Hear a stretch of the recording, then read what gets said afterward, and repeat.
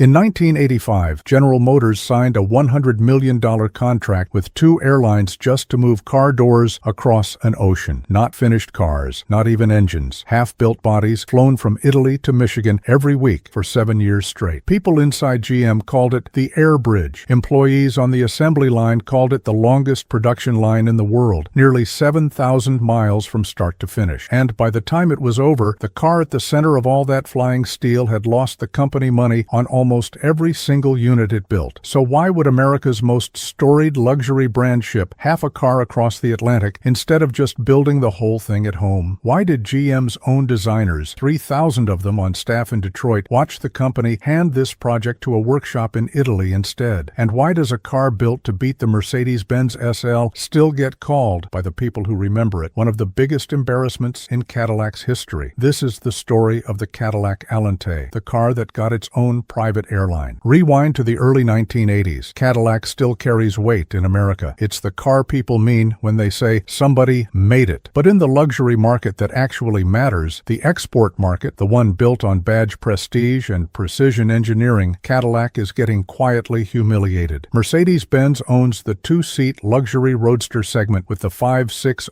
SL. Jaguar has the XJS. Both cars are outselling anything comparable Cadillac has to offer, and both are doing it while charging a premium for it. Cadillac, meanwhile, is still selling boat-sized sedans to an aging customer base and watching younger money drive right past the showroom. Cadillac's general manager, Bob Berger, sent his own engineers to Italy in 1982 looking for a partner who could give the brand something it didn't have: European credibility. They landed on Pininfarina, the coach builder behind decades of Ferrari and Alfa Romeo bodies, run at the time by Sergio Pininfarina himself. On paper, it was a smart move. In practice, it set off a fight inside GM that never fully healed. GM's own design chief, Wayne Cady, and his boss, Irv Rybicki, wanted the car built in-house. Cady said it to management directly. His team had done the company's bread-and-butter cars for years, and the one time there was a fun, historic project on the table, leadership handed it to outsiders. Cadillac went with Pininfarina anyway. The car needed a name, so GM ran 1,700 computer-generated options and picked one that sounded vaguely like the ocean the finished bodies would have to cross: Allante. Here's the part that made the whole project genuinely strange. Pininfarina would build and paint the bodies at a brand new facility in San Giorgio Canavese, just outside Turin, staffed largely by 25-year-olds fresh out of high school and trained specifically for this one car. Once the bodywork, folding top, and interior trim were finished, the bodies still had no engine, no suspension, no wheels. They were shells. Trucks carried those shells to Turin's airport, where they were loaded, 56 at a time, into specially modified Boeing 747 freighters chartered from Alitalia and Lufthansa. 3 flights a week at first. The planes crossed the Atlantic, landed in Detroit, and trucked the bodies to GM's Hamtramck plant, where American workers finally installed the engine, the suspension, and the chassis the car had been missing the entire time. On the return trip, those same 747s carried around 80 finished American-made components back to Italy for the next batch. Underbodies, engine bays, wiring, all of it flying the opposite direction every week, in both directions, for years. Cadillac's manufacturing operations director at the time, Bill Bushman, called it the longest assembly line in the world. He wasn't exaggerating. And once a finished Allante rolled out of Hamtramck, it still wasn't cleared to leave. A GM technician sat in the passenger seat for a full hour-long test drive before the car was allowed to go to a dealer. The Allante's chief engineer, Dave Hill, spent 5 years commuting to Italy roughly once a month to keep the two halves of this operation talking to each other. By his own account, the car actually handled well for something with front-wheel drive. But that praise came with an asterisk the size of the Atlantic. Pininfarina, not Cadillac, was the one who pushed for front-wheel drive in the first place, mainly because it made the shipping logistics simpler. The Allante launched in the fall of 1986 as a 1987 model, priced at $54,700. Adjusted for inflation, that's north of $150,000 in today's money. For that price, buyers were choosing between the Allante and a Mercedes 560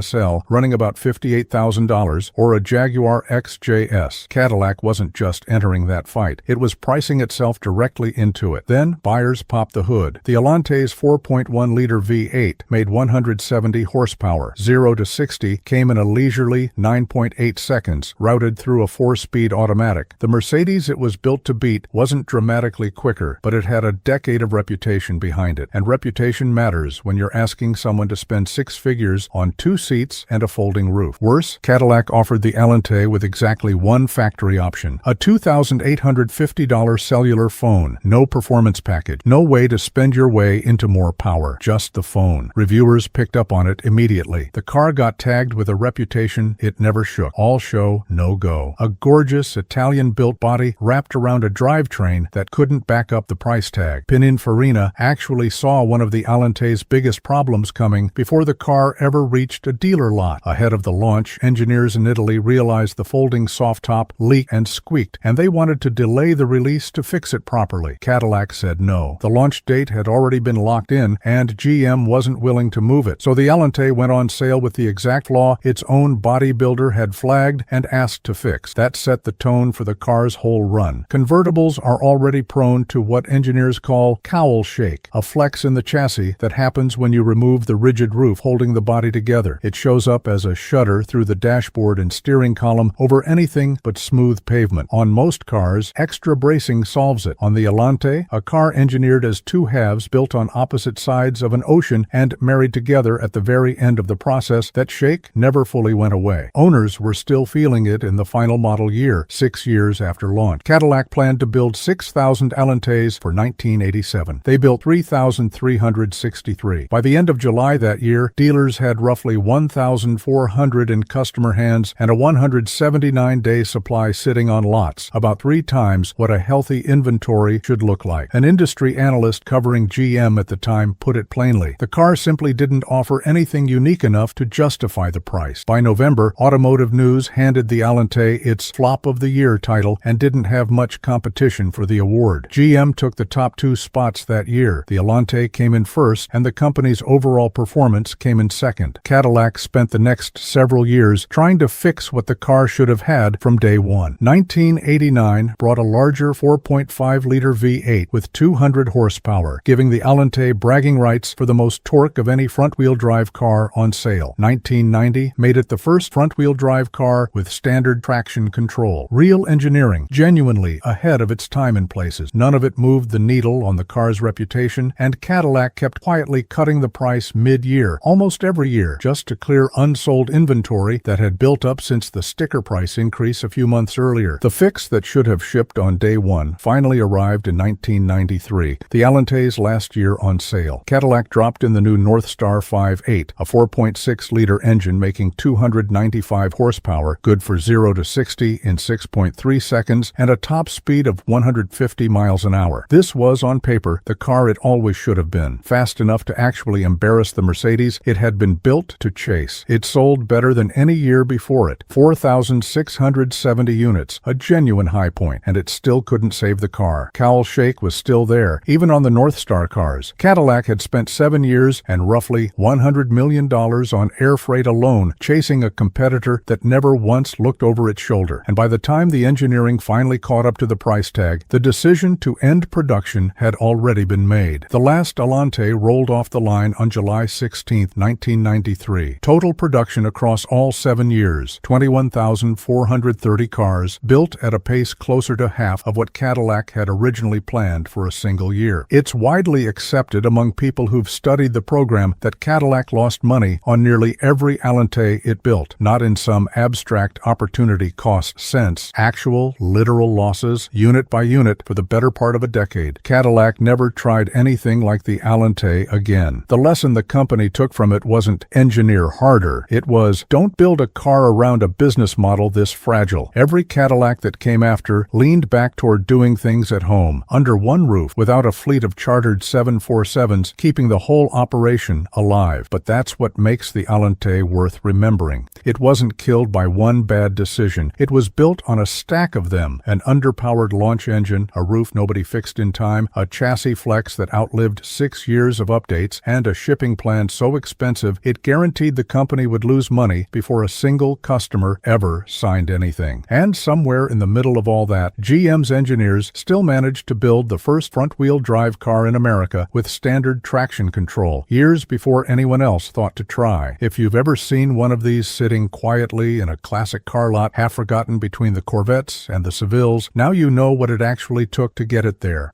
25 Italian teenagers, 3 747s a week, and a car company that that spent a fortune trying to prove a point nobody was asking it to make.